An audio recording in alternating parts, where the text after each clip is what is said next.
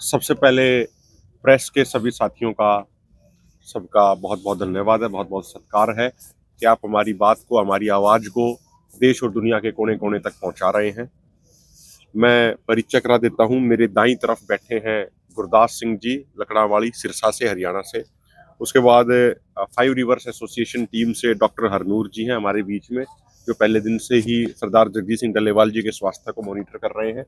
मेरी बाईं तरफ है सुरजीत सिंह फूल जी हैं, हमारे साथी हैं, जो बड़े सीनियर लीडर हैं, पहले दिन से इस आंदोलन में लगे हुए, जुटे हुए हैं। उसके बाद शेरा सिंह अठवाल जी हैं और राज सिंह थिड़ी जी हैं, हमारे केएमएम के साथी हैं। मैं सबसे पहले निवेदन करूंगा आदरणीय डॉक्टर साहब से, डॉक्टर साहब एक बार संक्षिप्त में डल्लेवाल साहब का जो आज उनका 30वां दिन आमरण अनशन का, वो बात रखें। थैंक यू सो मच जी। सत श्री अकाल जी। मैं फाइव रिवर्स हार्ट एसोसीएशन ਵੱਲੋਂ ਡਾਕਟਰ ਹਰਨੂਰ ਸਿੰਘ ਅੱਜ 30 ਦਿਨ ਬਾਅਦ ਜਦੋਂ ਅਸੀਂ ਉਹਨਾਂ ਨੂੰ ਅਨਸ਼ਨ ਤੇ ਹੋ ਗਏ ਨੇ ਤੇ ਅੱਜ ਅਸੀਂ ਉਹਨਾਂ ਦਾ ਐਗਜ਼ਾਮੀਨੇਸ਼ਨ ਕੀਤੀ, ਜਾ ਕੇ ਮਿਲ ਕੇ ਆਏ ਉਹਨਾਂ ਨੂੰ।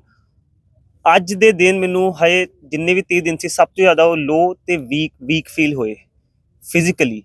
ਜੇ ਆਪਾਂ ਉਹਨਾਂ ਦੀ ਮੈਂਟਲ ਸਟੇਟ ਦੀ ਗੱਲ ਕਰੀਏ, ਉਹ ਹਜੇ ਵੀ ਬਹੁਤ ਜ਼ਿਆਦਾ ਸਟਰੋਂਗ ਨੇ, ਬਟ ਜਦੋਂ ਆਪਾਂ ਫਿਜ਼ੀਕਲ ਐਗਜ਼ਾਮੀਨੇਸ਼ਨ ਕਰ ਰਹੇ ਹਾਂ, ਉਹਨਾਂ ਦੇ ਹੱਥ ਪੀਲੇ ਪੈ ਰਹੇ ਨੇ। ਉਹ ਬੋਲਣ ਵੇਲੇ ਬਹੁਤ ਸਲੋ ਬੋਲ ਰਹੇ ਨੇ। ਉਹ ਕਿਉਂ ਹੈ? ਉਹ ਕਿਉਂਕਿ ਮੈਟਾਬੋਲਿਜ਼ਮ ਉਹਨਾਂ ਦਾ ਸਲੋ ਹੋ ਗਿਆ। 30 ਦਿਨ ਭੁੱਖੇ ਰਹਿਣਾ ਇੱਕ ਬਹੁਤ ਹੀ ਜ਼ਿਆਦਾ ਵੱਡੀ ਗੱਲ ਹੈ। ਉਹਦੇ ਨਾਲ ਬਹੁਤ ਨੁਕਸਾਨ ਵੀ ਹੋਇਆ। ਹੁਣ ਅਸੀਂ ਐਜ਼ ਅ ਮੈਡੀਕਲ ਟੀਮ ਅਸੀਂ ਮੋਨੀਟਰ ਤੇ ਕਰ ਰਹੇ ਹਾਂ, ਬਟ ਅਸੀਂ ਪ੍ਰੀਕਾਸ਼ਨਸ ਦਾ ਵੀ ਧਿਆਨ ਰੱਖ ਰਹੇ ਹਾਂ। ਅਸੀਂ ਪ੍ਰੀਕਾਸ਼ਨਸ ਕੀ ਰੱਖਣੀ ਹੈ। ਅਸੀਂ ਉਹਨਾਂ ਦਾ ਕੰਟੈਕਟ ਜਿਹੜਾ ਹੁੰਦਾ ਕਿ ਲੋਕੀ ਉਹਨਾਂ ਕੋਲ ਘੱਟ ਜਾਣ, ਉਸ ਚੀਜ਼ ਦਾ ਬਹੁਤ ਧਿਆਨ ਰੱਖਿਆ ਤੇ ਸਟਰਾਈਲ ਕੰਡੀਸ਼ਨਸ ਮੇਨਟੇਨ ਕੀਤੀਆਂ ਕਿ ਸਾਰੇ ਉੱਥੇ ਮਾਸਕ ਪਾ ਕੇ ਜਾਣ, ਕਿਉਂਕਿ ਇਮਿਊਨਿਟੀ ਬਹੁਤ ਲੋ ਹੋ ਗਈ ਹੈ। ਕੁਛ ਨਹੀਂ ਖਾਦਾ ਇੰਨੀ ਦੇਰ ਤੋਂ, ਤੇ ਉਹਦੇ ਕਰਕੇ ਆਪਾਂ ਇੱਕ ਹੋਰ ਚੀਜ਼ ਦੇਖਿਆ ਕਿ ਅਸੀਂ ਟੈਂਪਰੇਚਰ ਵੀ ਰੈਗੂਲੇਟ ਕੀਤਾ ਕਿ ਅੰਦਰ ਉਹਨੂੰ ਜ਼ਿਆਦਾ ਠੰਡ ਨਾ ਰਹੇ, ਕਿਉਂਕਿ ਬਹੁਤ ਜ਼ਿਆਦਾ ਠੰਡ ਕਾਰਨ ਬਹੁਤ ਜ਼ਿਆਦਾ ਹੋਰ ਵੀ ਦਿੱਕਤਾਂ ਆ ਸਕਦੀਆਂ। ਹੁਣ ਮੈਂ ਇੱਕ ਕੁਐਸਚਨ ਜਿਹੜਾ ਬਹੁਤ ਪੁੱਛਦੇ ਪਏ ਸੀਗੇ, ਉਹ ਮੈਂ ਜ਼ਰੂਰ ਦੱਸਣਾ ਚਾਹੁੰਦਾ ਇੱਥੇ। ਸਾਰੇ ਪੁੱਛਦੇ ਪਏ ਸੀਗੇ ਕਿ 30 ਦਿਨ ਉਹ ਭੁੱਖੇ ਰਹਿ ਗਏ ਨੇ ਤੇ ਇੱਕ ਇਨਸਾਨ ਕਿੰਨੀ ਦੇਰ ਤੱਕ ਇਦਾਂ ਭੁੱਖਾ ਰਹਿ ਸਕਦਾ। ਇਹਦਾ ਇੱਕੋ ਇੱਕ ਆਨਸਰ ਹੈ ਕਿ ਇਹਦਾ ਕਿਤੇ ਵੀ ਕੋਈ ਸਟੱਡੀ ਨਹੀਂ ਹੈਗੀ ਕਿ ਇੱਕ ਇਨਸਾਨ ਕਿੰਨੀ ਦੇਰ ਤੱਕ ਭੁੱਖਾ ਰਹਿ ਸਕਦਾ।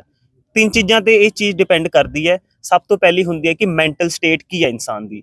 ਦੂਸਰੀ ਗੱਲ ਹੈ ਕਿ ਉਹਦੇ ਫੈਟ ਸਟੋਰਸ ਕਿੰਨੇ ਨੇ, ਕਿ ਉਹਦੀ ਜਿਹੜੀ ਚਰਬੀ ਹੈ ਉਹ ਸਰੀਰ 'ਚ ਕਿੰਨੀ ਹੈ। ਜਿਹੜੀ ਤੀਜੀ ਗੱਲ ਉਹ ਹੈ ਮੈਟਾਬੋਲਿਜ਼ਮ ਉਹਨਾਂ ਦਾ ਬਹੁਤ ਸਲੋ ਹੋ ਗਿਆ। ਜਿਵੇਂ ਆਪਾਂ ਆਲਰੇਡੀ ਗੱਲ ਕਰ ਰਹੇ ਹਾਂ ਕਿ ਬਹੁਤ ਸਲੋ ਬੋਲਦੇ ਪਏ ਨੇ, ਉਹਨਾਂ ਦੀ ਗੱਲ ਕਰਨ ਦਾ ਤਰੀਕਾ ਬਹੁਤ ਸਲੋ ਹੋ ਗਿਆ ਹੋਇਆ। ਦੂਸਰੀ ਗੱਲ, ਫੈਟ ਸਟੋਰ ਜਿਹੜੇ ਸੀਗੇ ਉਹ ਕੀਟੋਨ ਬੋਡੀ ਆਪਾਂ ਟੈਸਟ ਕਰਾਇਆ ਸੀਗਾ ਇੱਕ, ਉਹ ਬਲੱਡ ਦੇ ਵਿੱਚ ਆਲ ਟਾਈਮ ਹਾਈ ਆਈ ਹੈ ਹਜੇ ਤੱਕ ਦੀ ਸਭ ਤੋਂ ਜ਼ਿਆਦਾ ਉਹਨਾਂ ਦੀ ਬਲੱਡ ਦੇ ਵਿੱਚ ਕੀਟੋਨ ਦਾ ਸਭ ਤੋਂ ਜ਼ਿਆਦਾ ਆਈ ਹੈ। ਉਸ ਤੋਂ ਬਾਅਦ ਮੈਂਟਲ ਸਟੇਟ ਤੇ ਆਲਰੇਡੀ ਉਹਨਾਂ ਦੀ ਬਹੁਤ ਜ਼ਿਆਦਾ ਸਟਰੋਂਗ ਹੈ। ਤੇ ਐਂਡ 'ਚ ਮੈਂ ਇਹ ਕਹਿਣਾ ਚਾਹੁੰਦਾ ਕਿ ਜਸਟ ਇਨ ਕੇਸ ਫਿਰ ਜੇ ਨਿਊਟ੍ਰੀਸ਼ਨ ਦੀ ਉਹਨਾਂ ਨੂੰ ਲੋੜ ਪੈਂਦੀ ਹੈ ਤਾਂ ਇੱਥੋਂ ਵਾਪਸ ਆਉਣਾ ਬਹੁਤ ਮਤਲਬ ਇਰਰਿਵਰਸੀਬਲ ਸਿਚੁਏਸ਼ਨ ਤੱਕ ਆ ਪਹੁੰਚ ਗਏ ਹੋਏ ਹਾਂ। ਤੇ ਐਂਡ 'ਚ ਮੈਂ ਬਸ ਇਹੀ ਕਹਿਣਾ ਚਾਹੁੰਦਾ ਕਿ ਅਸੀਂ ਬਿਲਕੁਲ ਪੂਰੇ ਦਿਲੋਂ ਕੰਮ ਕਰ ਰਹੇ हैं तो पूरा आप जोर लगा के हर चीज़ उन्होंने मॉनिटर करांगे। धन्यवाद जी। हाँ जी, हाँ जी। विकी प्लीज, मेरी रिक्वेस्ट है भाई, अब बाद में क्वेश्चन आंसर यहीं रहेंगे। डॉक्टर साहब प्लीज रिक्वेस्ट। साथियों, जैसा कि डॉक्टर हरनूर जी ने बताया कि लगातार उनकी टीम है सरदार जगजीत सिंह डल्लेवाल जी की हेल्थ को मॉनिटर कर रही है।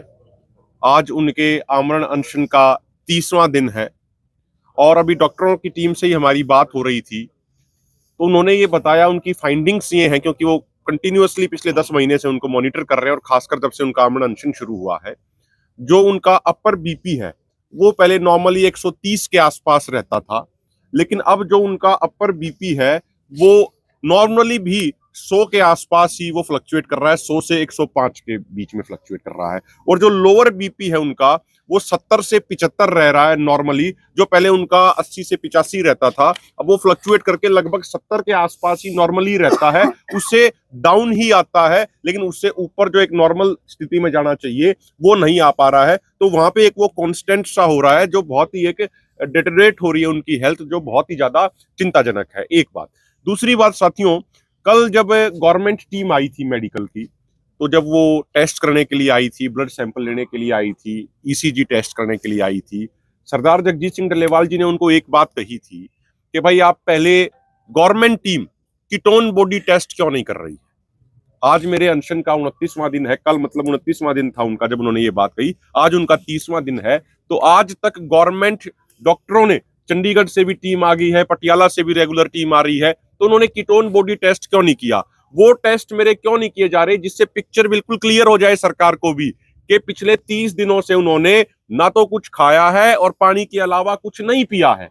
हमारे ऑर्गेनाइजेशनों को, दोनों फोरमों को और किसानों को तो ये बिल्कुल क्लियर है कि सरदार जगजीत सिंह डल्लेवाल जी जिन दृढ़ इरादों के हैं, उन्होंने पिछले 30 दिनों से पानी के अलावा कुछ नहीं पिया और कुछ भी नहीं खाया। लेकिन सरकार को कोई वहम हो, केंद्र सरकार को या स्टेट गवर्नमेंटों को या अधिकारियों को कोई वहम हो, तो उनका वो वहम भी दूर हो जाए। इसीलिए कल उन्होंने स्पेशली ये कहा कि कीटोन बॉडी टेस्ट और बाकी से जो संबंधित टेस्ट हैं, अगर वो गवर्नमेंट डॉक्टरों की टीम करेगी तो आप बाकी सैंपल ले लीजिए, अदरवाइज हम आपको सैंपल नहीं देंगे। तो कल उन्होंने कीटोन बॉडी टेस्ट भी गवर्नमेंट टीम ने किया है। उन्होंने हमसे ये वादा किया था कि आज शाम तक उसकी रिपोर्ट हमें वो दे देंगे, और उन गवर्नमेंट डॉक्टरों को भी कल हम आपके सामने खुद वो पूरी रिपोर्ट रखवाएंगे, जिससे गवर्नमेंट को भी पूरे तरीके से क्लैरिटी आ जाए, कहीं अगर उनको कुछ थोड़ा बहुत भी डाउट हो तो। इसके अलावा साथियों, जो कल हमारा कैंडल मार्च था, वो देश भर में ऐसी जगहों पे हुआ है जहां पहले कभी आंदोलन के प्रति इतनी सिंपैथी नहीं देखी गई। राजस्थान के अंदर, जम्मू कश्मीर के अंदर, हरियाणा के गांव-गांव के अंदर वो हुआ है। पंजाब की, चंडीगढ़ की कई यूनिवर्सिटियों में हुआ है, हरियाणा की यूनिवर्सिटियों में हुआ है, आंध्र प्रदेश के अंदर हुआ है, महाराष्ट्र के अंदर हुआ है, कर्नाटका, तमिलनाडु के अंदर हुआ है, मध्य प्रदेश के अंदर हुआ है। तो जो एक आज सरदार जगजीत सिंह डल्लेवाल जी के आमरण अनशन के प्रति, उनकी सोच के प्रति जो लोगों में, आम लोगों में एक जो लगाव है, वो लगातार बढ़ता जा रहा है। और कल आने वाली, कल यानी 26 तारीख को जो दोनों मोर्चों की कॉल है, पूरे देश के लेवल पे, पंजाब के अलावा तमाम राज्यों में सुबह 10 बजे से लेके 4 बजे तक किसान बड़ी संख्या में अपने जिला मुख्यालयों के ऊपर और अपने तहसील मुख्यालयों के ऊपर धरने दे रहे हैं, सांकेतिक भूख हड़ताल कर रहे हैं। और कल यहीं पे खनौरी मोर्चे पे ही जितने भी व्यापारिक संगठन हैं, जितने भी सामाजिक संगठन हैं, जितने भी धार्मिक संगठन हैं, जितनी भी ट्रेड यूनियन है, जितने भी सांस्कृतिक संगठन हैं, उन सब की दोनों फोरमों के नेताओं के साथ इसी होटल माही में, जो ये यहाँ पे साइड में शेड है, यहाँ पे मीटिंग होगी, जिसमें 30 तारीख को पंजाब बंद को कैसे अधिक से अधिक सफल बनाया जाए, उनकी रणनीति के ऊपर विचार चर्चा की जाएगी। सभी वर्गों का पूरा समर्थन लिया जाएगा, उसी के लिए रणनीति बनाई जाएगी। और कल फिर दोनों फोरमों की एक बड़ी और ज्वाइंट प्रेस कॉन्फ्रेंस यहाँ पे अन्य सामाजिक संगठनों के साथ भी होगी। और साथियों, एक आखिरी बात आप सबके संज्ञान में हम ये लाना चाह रहे हैं। सरदार जगजीत सिंह डल्लेवाल जी के भी मन में ये बात थी, 2 सवाल उनके मन में है। पहला ये कि भाई, जो state government, Haryana state government ने अभी 3-4 दिन पहले एक नोटिफिकेशन जारी किया कि हम 24 फसलों की एमएसपी पे खरीद की गारंटी देते हैं। ये उन्होंने एक नोटिफिकेशन जारी किया है। कुछ महीने पहले उन्होंने सिंपल एक बयान दिया था। हम माननीय हरियाणा सरकार के मुख्यमंत्री जी से, नायब सिंह सैनी जी से, सिर्फ 2 बातें पूछना चाह रहे हैं। पहली बात तो ये कि क्या कोई स्टेट गवर्नमेंट एमएसपी अपनी तरफ से डिक्लेयर कर सकती है? क्योंकि जो रिसेंटली सीएसीपी की जो प्रेस रिलीजेस हैं, वो तो ये बता रही हैं कि 22 फसलों का एमएसपी वो डिक्लेयर करते हैं। 23वीं फसल गन्ना, जिसका एफआरपी सेंट्रल गवर्नमेंट डिक्लेयर करती है, उसमें स्टेट गवर्नमेंट जोड़ के वो बन जाता है, एसएपी बन जाता है। तो ये 24वीं फसल ये कौन सी काउंट कर रहे हैं, ये क्लैरिफिकेशन हरियाणा की गवर्नमेंट को करना चाहिए। और क्या उनके पास ये अधिकार है कि वो अपने आप से किसी ऐसी फसल का भी एमएसपी डिक्लेयर कर दे जिसका एमएसपी अभी सेंट्रल गवर्नमेंट ने डिक्लेयर ना किया हो? एक बात। दूसरी बात, उन्होंने कहा है कि हम एमएसपी की गारंटी देते हैं। जो प्रोक्यूरमेंट का मामला है, क्या स्टेट गवर्नमेंट, ये सबसे महत्वपूर्ण सवाल है, क्या स्टेट गवर्नमेंट अपने लेवल पे प्रोक्यूरमेंट कर सकती है? जितना हमें नॉलेज है, जितनी हमें जानकारी है, स्टेट गवर्नमेंट परचेज करती है, प्रोक्यूर करती है सेंटर के पूल में डालने के लिए। सेंट्रल गवर्नमेंट उनको बजट देती है, सेंट्रल गवर्नमेंट पैसा लोकेट करती है, उस आधार पे स्टेट गवर्नमेंट प्रोक्यूरमेंट करती है। जो हरियाणा स्टेट गवर्नमेंट की जो परचेज करने वाली संस्थाएं हैं, चाहे वो हैफेड हो, चाहे वो वेयर हाउस कॉर्पोरेशन हो, जो वो प्रोक्यूरमेंट करती हैं, उनकी प्रोक्यूरमेंट की अमाउंट बहुत कम है।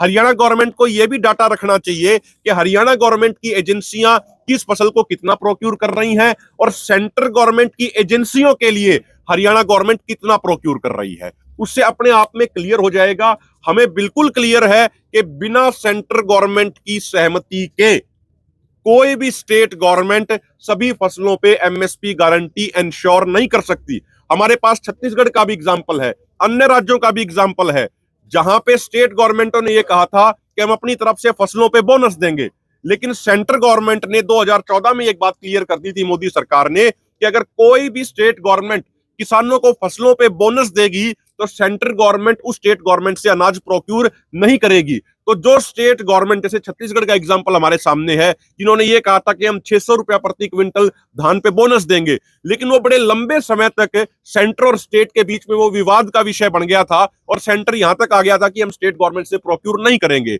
इसीलिए हमारा ये निवेदन है कि भाई जो हमारे दो सवाल हैं, हरियाणा की भाजपा सरकार को उन दोनों सवालों का जवाब देना चाहिए, डाटा के साथ जवाब देना चाहिए। ये सिर्फ हमारे सवाल नहीं है, ये हर किसान के मन में ये सवाल है, चाहे वो हरियाणा के किसान हो, चाहे पंजाब के किसान हो या देश के अन्य राज्यों के किसान हो। मैं